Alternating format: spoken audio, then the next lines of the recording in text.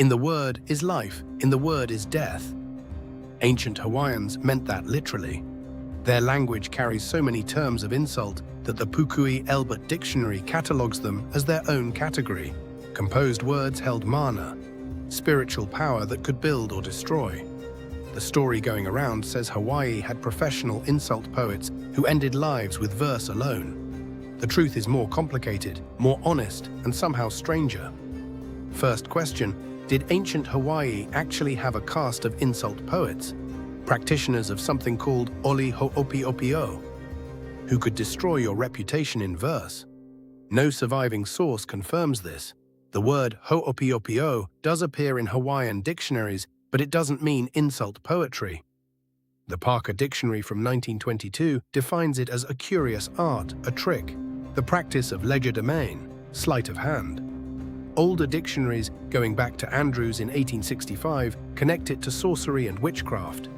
The Hawaiian Bible uses the term to translate sorcerer. Not a single definition ties it to satirical verse or mockery. The idea likely comes from conflating several real Hawaiian traditions.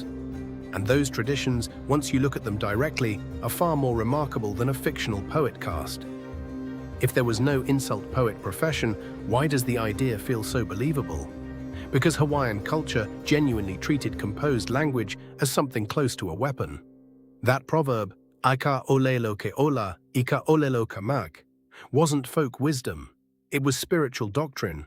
Words carried mana, power from a divine source, and the person who composed them bore personal responsibility for whatever those words unleashed.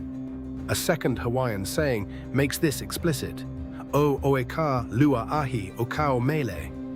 Roughly, you bear both the good and the bad consequences of the poetry you compose. If your words healed, you received credit. If they destroyed, the fallout was yours. In Hawaiian legend, shame from words was treated as literally unbearable. Folklore collections describe mythic characters who could not endure public disgrace. One Mo'olelo, a traditional story, tells of a man taunted so relentlessly he fled and transformed into a shark god. That is legend, not documented history. But it reveals how deeply the culture felt the weight of verbal humiliation. The claim that people died of shame from poetry appears to come from stories like this, powerful as myth, unverified as fact. So here's the sharper question: if there wasn't a formal insult profession, did Hawaiians ever actually weaponize poetry? Absolutely, and they had sophisticated tools for it. The most important was kaiona, layered, hidden meaning woven into chant. According to scholars writing in Keola magazine, Hawaiian oli was dense with double meanings. A word like pua, flower, could refer to a sweetheart, a sacred place, or a monarch.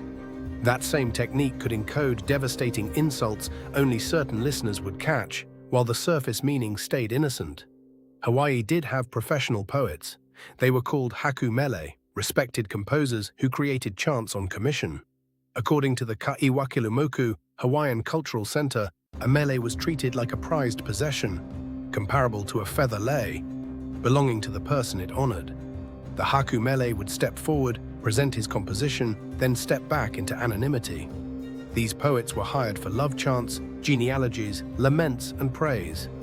A Hawaiian language newspaper from 1922, Ka Nupepa Kuokoa, preserves a story about a rejected man who hired a poet to compose a chant he hoped would win back his beloved. Instead, the chant backfired on him socially, a real example of poetry's power turning on its wielder. And here's where insult poetry genuinely enters the record. After the 1893 overthrow of the Hawaiian kingdom, composers created mele lahui, national chants, that, according to University of Hawaii researchers, used explicit language of insult and disparagement against those who played roles in the overthrow. Real, documented, politically charged insult verse. But it's 19th century resistance poetry, not evidence of an ancient professional caste. One final question: why does this distinction matter? Because the real story is more extraordinary than the myth it replaced. Hawaiian poetry developed inside a purely oral tradition for nearly 2,000 years before missionaries introduced writing in the 1820s. Every genealogy, every law, every love song, every act of political defiance was composed, memorized, and performed without a single written word to anchor it. In that world, a poet didn't just entertain.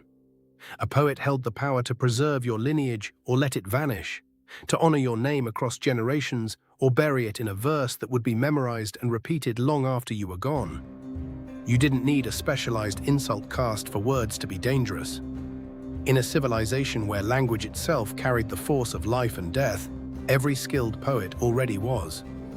The myth of the professional insult poet makes a great headline. The truth that an entire culture built its identity, its politics, and its spiritual power on the conviction that a well-composed sentence could reshape reality.